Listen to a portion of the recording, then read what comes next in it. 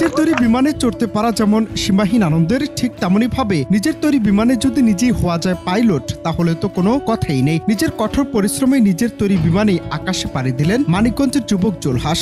শুনতে একটু ভিন্ন অনুভব ও অন্যরকম মনে হলেও বাস্তবে সত্যি। বলছি কেবল এসএসসি পাশ করা মানিকগঞ্জ শিবালয়ের যুবক জুলহাসের কথা। উপজেলার এক অজপাড়া গায়ের এক কৃষকের সন্তান। তিনি নিজেই প্লেন তৈরি করে সফলভাবে আকাশে উড়লেন।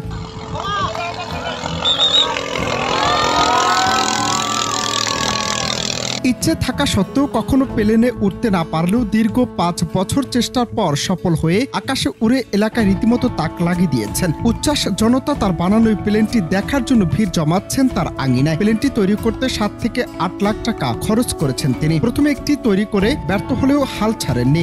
দ্বিতীয়বার তৈরি করে সফল হয়েছেন। শখের বশে কয়েক বছর যাবৎ প্রায় 150 রিমোট কন্ট্রোল প্লেন তৈরি করলেও এবার সফলতার সাথে নিজেই উড়লেন প্লেনের সাথে, তাও আবার সে নিজেই পাইলট। পানির পাম্পের লাল রঙের ইঞ্জিন দিয়ে তৈরি এটি। পেট্রোল চালিত প্লেনটি 1 লিটার পেট্রোলে 25 কিলোমিটার চলার সক্ষমতা রাখে। কাঠের পাখা আর ডানাগুলো অ্যালুমিনিয়াম ও অ্যাসিস দিয়ে তৈরি করা হয়েছে। এলাকাবাসী অনেক খুশি ও আনন্দিত তার এই অভাবনীয় সাফল্যে। অনেক সুন্দরভাবে বানাইছে তারা। আমরা গতকালও দেখছি এখান থেকে এদিকে অনেক দূর আকাশে উড়াইছে। তারপরে আমরা দেখছি যে অনেক দূর দিয়ে উঠছে। তারপরে এলাকা থেকে সবাই আজকে আসছে দেখার জন্য, অনেক টিভি চ্যানেল থেকেও আসছে। এটা যদি আপনাদের মাধ্যমে যদি দেশে সবাই দেখতে পারে, সরকার থেকে যদি এটা একটু আর্থিক সহযোগিতা করে তাদের, তাহলে এটা অনেক দূর এগিয়ে যাবে। তাহলে এর আগে অনেক কিছু বানিয়েছিল, কিন্তু বর্তমানে যে বিমানে তার যে শখটা ছিল, সে শখটা পূরণের জন্য তিনি অনেক সাধনা করে এই বিমানটা বানিয়েছে। তারপর তিনি কিন্তু মানে সফলভাবে আকাশে উড়াতে পারছে। এই জন্য তাকে অবশ্যই সাধুবাদ দিতে হবে। আমরা এলাকাবাসী হিসেবে এই জন্য অনেক গর্বিত। আমি ভাই অনেক দূরে থাকি, বিমানটি দেখতে আসছি ভাই। শুনছি নাকি এক ছেলে একটা বিমান আবিষ্কার করছে, তাই শুনে আমি অনেক দূরে দেখতে আসছি।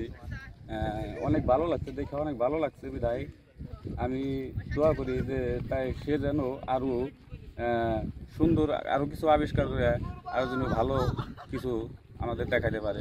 সরকারের পক্ষ থেকে সহযোগিতা পেলে এমন কাজে আরো বেশি উদ্যোগী হওয়ার পাশাপাশি দেশের স্বার্থে কাজ করতে আরো বেশি মনোযোগী হওয়া সম্ভব বলে জানান মেধাবী এই তরুণ। অফিস, আদালত, গার্মেন্টস এগুলোতে ফায়ার অ্যালার্মের কাজ করি, আর পাশাপাশি এই প্লেনটা তৈরি করেছি। তো এটা আমার টোটাল 3 বছর গবেষণা করতে হয়েছে। তারপর এটার কাজ শুরু করি, এটা করতে 1 বছর, টোটাল 4 বছরের পরিশ্রমে এটা সম্ভব হয়েছে। আর এইটার ভিতরে যে ম্যাটেরিয়াল আছে সেগুলো প্রায় 1.5 লাখ টাকার মতো খরচ হয়েছে। আর এটা বানানোর জন্য যে জ্ঞানটা দরকার, তো সেই জ্ঞানটা অর্জন করতে আনুমানিক 8-10 লাখ টাকা খরচ হয়ে গেছে গত 4 বছরে। এটাতে আমি অ্যালুমিনিয়াম, এসএস, লোহা সবই ব্যবহার করছি। যেখানে যেটা পারফেক্ট হয় সেটাই ব্যবহার করছি। আর ইঞ্জিন হিসাবে আমার সামর্থ্য অনুযায়ী মাত্র 13,000 টাকা দিয়ে একটা পানির পাম্পের 7 গড়া ইঞ্জিন আমি এটাতে ব্যবহার করছি। এটা চেষ্টা করলে মেঘের উপরে থেকে ঘোরানো সম্ভব, কিন্তু যেহেতু এটা একটা ট্রেনার বিমান, সেহেতু এটাকে বেশি উপরে ওঠানো একটু ঝুঁকিপূর্ণ। তো এটাকে আমি কখনোই 50 ফিটের উপরে ওঠানোর চেষ্টা করিও নাই, ভবিষ্যতে করাও হবে না। যদি এটাকে ডেভেলপ করা হয় সেই ক্ষেত্রে চিন্তা করা যাবে যে এটার লিমিট বা বাড়ানো আর কি। সিপ্লেন বানাইছি, উড়াইছি, তো সেইখান থেকে আস্তে আস্তে এটার প্রতি আমার চিন্তা ভাবনা আসে। আর আমি চিন্তা করি যে হয়তো আমার এরকম মেধা আছে যে আমি এটা চেষ্টা করলে পারবো। তো সেই হিসাবে আমি আল্লাহর উপর ভরসা রেখে এটার কাজ শুরু করি। আর দীর্ঘ 4 বছরের পরিশ্রমে আল্লাহর রহমতে আমি এখন সফল আর কি। এটাকে আমি সুন্দরভাবে উড়াইতে পারি। জুলহাসের এই সফলতাকে নিরুৎসাহিত না করে সাহস ও উৎসাহিত করার জন্য তাকিদ ও প্রশাসনের পক্ষ থেকে সকল প্রকার সহায়তার কথা জানিয়েছেন জেলা প্রশাসক মনার হোসেন মোল্লা। গত পরশুদিন আমাকে গোপালগঞ্জ বিজ্ঞান ও প্রযুক্তি বিশ্ববিদ্যালয়ের একজন শিক্ষার্থী এই জুলহাস সাহেবের এই বিমান তৈরির বিষয়টি জানান ফোন করে। তখন উনি জুলহাসের ফোন নাম্বার বা অন্য যোগাযোগের কিছুই বলতে পারেনি, শুধুমাত্র ফেসবুকে এবং ইউটিউবে কয়েকজন কমেন্ট করেছে যে এই পত্রিকায় লিখি, তাহলে দেখা যাবে যে উনি নিরুৎসাহিত হবে, পাশাপাশি এটার পিছনে অনেক উল্টাপাল্টা জিনিস লেগে যাবে। এই জন্য আমি চাইবো যে আপনারা পজিটিভলি এই জিনিসটা করেন। উনি যতটুকু বলছে এতটুকুর মধ্যে আপনারা থাকেন, অতিরিক্ত কিছু আপনারা করতে চান না। অনন্ত হাসান মাসুদ, বাংলা টিভি।